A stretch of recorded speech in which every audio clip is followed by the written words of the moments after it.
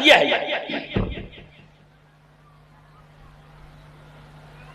یہ الہ ہے، الہ تک برابر ہے، اور علیہن یہ چپکا ہوا ملاصقم چپکا ہوا، اس لیے کہ میں کہوں the bottle is on the table، the bottle is on the table، یعنی یہ بوتل ٹیبل پر ہے، یعنی گویا کہ یہ بوتل ٹیبل سے چپکا ہوا ہے، اور میں یہ کہوں کہ بوتل ٹیبل تک ہے یہ ٹیبل تک ہے اور یہ ٹیبل پر ہے، علامہ نے پر، اس کا مطلب یہ ہے کہ عورتیں جب اپنا نقاب ڈالیں، اپنا حجاب ڈالیں تو حجاب چپکا ہوا ہونا چاہیے، ایسے نہیں، یہ الگ کا مفاد ہے۔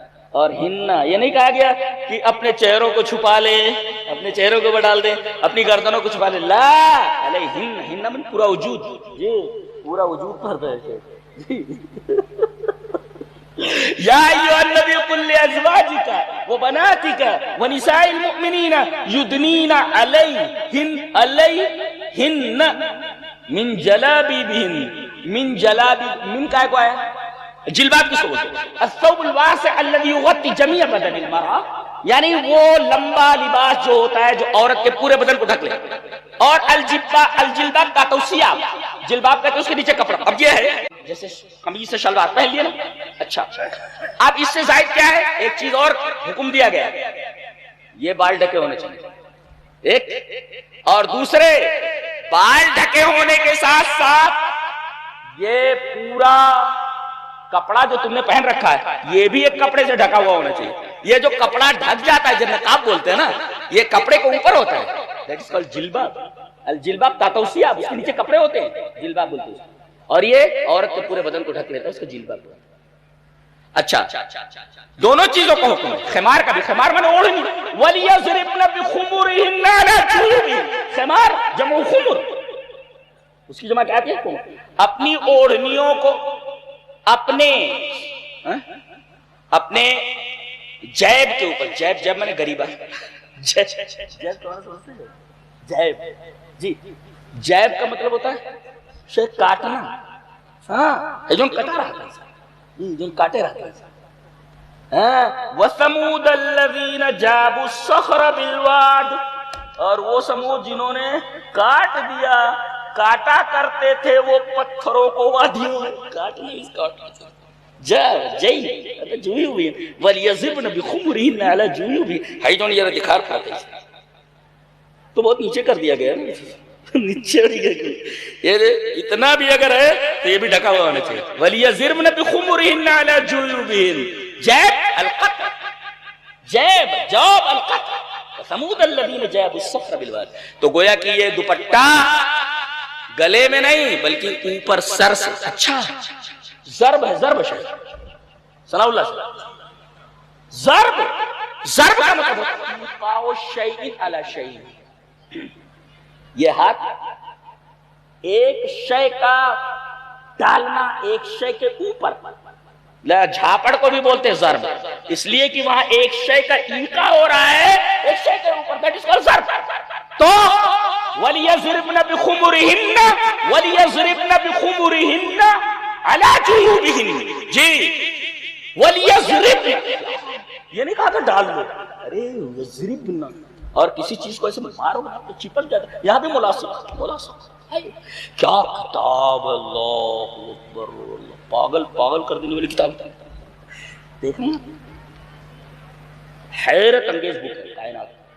وَلْيَضْرِبْنَ بِخُمُرِهِنَّ عَلَىٰ جُيُوبِهِنَّ، خمار ما تغطی به رأسها، جس کے ذریعے عورت اپنے سر کو ڈھک لیتی ہے، وہ خمار بھی ضروری ہے، اور وہ جو کھولا رہتا ہے اس کا جیب گریبان اس کو ڈھک لے، یہ تو ہوا۔ اور جلباب وہ جو کپڑے کو اوپر پہن لیتے ہیں نقاب، وہ ہے جلباب، یدنین علیہن من جلاب، من کا مفہوم کیا ہے؟ من کا، چلیے دیکھ لیتے ہیں۔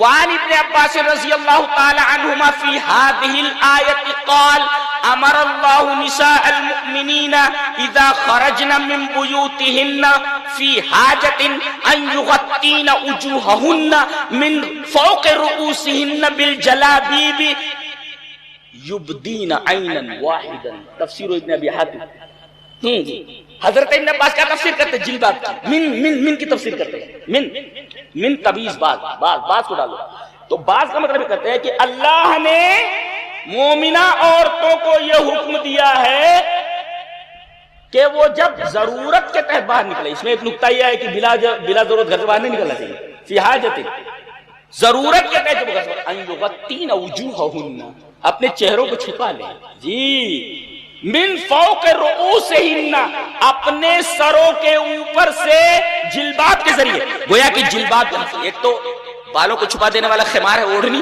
پھر اس کے اوپر سے جلباب ہے، یہ پورے بدن کے اوپر آ گیا ہے. یہ ہو گیا من فوق. اب کیا کرنا ہے؟ یبدین عینا واحدا، یک آنکھ خالی ظاہر کریں، اسے ایک آنکھ ظاہر کریں. دیکھو یہ من کا مطلب من تبیز ہے. یبدین عینا، مفسر قرآن حضرت عبداللہ ابن عباس، جی مفسر قرآن، یبدین عینا واحدا. اور کبھی بد احتیاطی ہو جائے، اللہ نے فرمایا وکان اللہ غفور الرحیم، کبھی پردے میں کبھی غفلت ہو جائے، ہم ہے نا غفور الرحیم. کیا ایمان بڑھ جاتا ہے نا، ایمان تدبر سے ایمان بڑھتا ہے. جی سطحی طور پر کوئی چیز پڑھو، قرآن حکیم سطحی کتاب نہیں، بہت عجیب و غریب کتاب. جی ابھی تو میں اور اندر جا ہی نہیں رہا ہوں، جو سمجھ میں آ سکے وہ بیان کر رہا ہوں. یا ایھا النبی قل لازواجک وبناتک ونساء المؤمنین یدنین علیہن من جلابیبہن. اور اس کا بھی فلسفہ بتایا گیا. کیا؟ اس لیے کہ اس وقت کی لونڈیاں یہ جلباب نہیں پہنتی اور بے پردہ رہتی ہے، تو جب باہر نکلتی تو چھیڑتے تھے منافقین. اور منافقین بتایا گیا کہ منافق 3 طریقے کے، اور اس سے پہلے والی آیت میں مشرک 3 طریقے کے تھے. شیخ یہ بیچ میں ہے، یا ایھا النبی قل لازواجک کا بیچ میں ہے. اس سے پہلے 2 آیتیں اس میں بتایا گیا 3 قسم کے مشرک تھے، اور اس کے بعد والی آیت 3 قسم کے منافقین تھے. یہ مشرک 3 طریقے کے کون تھے؟ یہ جو اللہ کو ستاتے تھے. ان الذین یؤذون اللہ، اللہ کو ستاتے تھے. اللہ کو ستانا کیسا؟ اس کے بیٹا ہے، اس کا کوئی شریک ہے، اللہ کا بیٹا ہے. اللہ کتنی بڑی بات ہے، زمین پھٹ جائے آسمان پھٹ جائے، اللہ کے بیٹا، یہ اللہ کو ستانا ہوا. ان الذین یؤذون اللہ ورسولہ، اور رسول کو ستانا، مارتے تھے، پیٹتے تھے، گالیاں دیتے تھے ایسے مومنین کو. تو 3 طریقے کے مشرکین تھے. ایک تو اللہ کو گالیاں دیتے تھے، زمانے کو گالیاں بکتے تھے، کہتے تھے کہ اللہ کی بیٹیاں ہیں وغیرہ وغیرہ، یہ اللہ کو ستانا ہوا. رسول کو ستاتے تھے، یعنی مارتے تھے، ایسا مارتے تھے آپ کو، برا بلا کرتے. اور تیسرے مومنین کو ستاتے تھے. یہ مشرکین 3 تھے. اور اس کے بعد والی آیت میں منافقین 3 طریقے کے تھے. ایک منافقین کی قسم وہ تھی جو عورتوں کے پیچھے لگی رہتی تھی، وہ جو نکلتی تھی باتباع نسائی، یہ بڑے بدماش تھے، باتباع نسائی، عورتوں کے پیچھے پیچھے رہتے تھے، چھیڑتے تھے ان کو، تحرش چھیڑخانی کرتے تھے، راستوں میں کھڑے ہوتے تو چھیڑخانی کرتے تھے. یہ اور دوسرے منافقین یہ تھے جو مرجف تھے. مرجف کا مطلب لشکر آ رہا ہے، مدینے میں جتنے مسلمان سب کو پیش ڈالتے تھے. والمرجفون، یہ منافقین کی دوسری قسم. اور منافقین کی ایک قسم وہ جو نبی کریم صلی اللہ علیہ وسلم کو تکلیف پہنچاتی تھی، حضرت عائشہ پر تہمت لگا کر کے دیکھتے تھے. یہ 3 قسم کے منافقین. لَإِن لَّمْ يَنْتَهِ الْمُنَافِقُونَ وَالَّذِينَ فِي قُلُوبِهِم مَّرَضٌ وَالْمُرْجِفُونَ، یہ 3 قسم ہیں. اور اس سے پہلے دیکھیں کہ 3 قسم کے مشرکین ہیں، بعد میں 3 قسم کے منافقین، بیچ میں آیتیں کریمہ ہیں.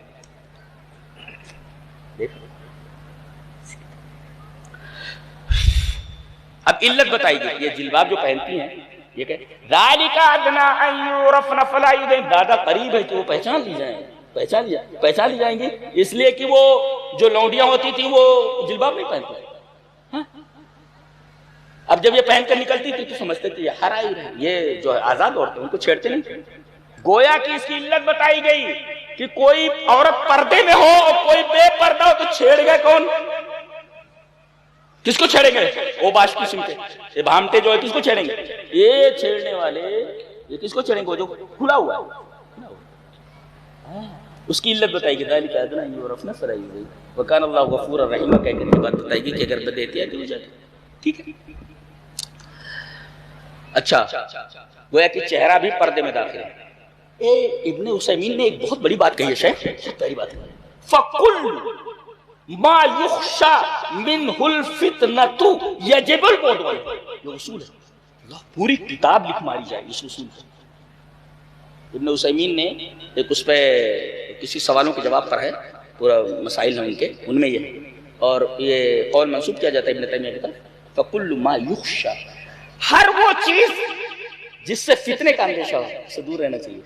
چہرہ فتنے کا اندیشہ ہے، زیادہ ڈھک لینا چاہیے۔ کہتے بعض لوگ فتنہ یہ چہرہ اس میں داخل نہیں ہے، فتنہ فتنہ فتنہ، اور ہر چیز جو فتنے کا باعث ہے اسے ڈھک لینا چاہیے۔ کتنا شاندار اصول بیان کیا بندے، اللہ رحمت ہے، حریف رہے۔ ابن عثیمین نے اس قول کا ذکر کیا۔ فَكُلُّ مَا يَخْفَى، اسی وجہ سے کہا گیا وَلَا يَضْرِبْنَ بِأَرْجُلِهِنَّ لِيُعْلَمَ مَا يُخْفِينَ مِن زِينَتِهِنَّ۔ ابن عثیمین، علامہ البانی نے کہا ہے، علامہ البانی نے اسی آیت سے وہ کیا ہے کہ عورت جب نماز میں کھڑی ہو تو پیر بھی ڈھکا ہوا ہونا چاہیے۔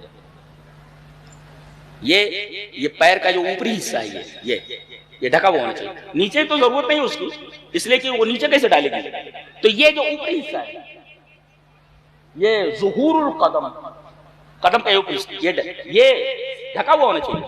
اور علامہ البانی نے اسی آیت کریمہ سے استدلال کیا وَلَا يَضْرِبْنَ بِأَرْجُلِهِنَّ لِيُعْلَمَ مَا يُخْفِينَ مِن زِينَتِهِنَّ، کہ پیر مار کر چلے تو پازیب کی جو جھنکار ہے وہ فتنے میں مبتلا کر دیتی ہے، تو اگر پازیب کی آواز فتنے کا باعث ہے تو چہرہ اگر فتنے کا باعث بن جائے تو چہرہ بھی ڈھانک دینا چاہیے۔ یہ پیر مارنے سے منع کیا تاکہ آواز نہ ہو، وہ فتنہ ہے۔ تو بھائی چند چیزیں ہیں، بس بند کروں نا، نہ ہو گیا نا، رات بھر بولتے رہوں گا، میرا کیا ہے، میرا کچھ نہیں، نہیں ٹھیک ہے۔ تو اللہ اکبر، تو حجاب کا مطلب سمجھ میں آ گیا، عورت کا مطلب سمجھ میں آ گیا، خمار کا مطلب سمجھ میں آ گیا، جلباب کا مطلب سمجھ میں آ گیا، اور حجاب کی علتیں سمجھ میں آ گیا۔ کیا سمجھنا ہے، اس کو جتنا بتا دیا ہے تو پکڑو، مضبوطی سے پکڑو، ہولڈ اٹ ٹائٹلی، مضبوطی سے پکڑو۔ اللہ ہمیں نیک عمل اور اچھی سمجھ توفیق عطا فرمائے۔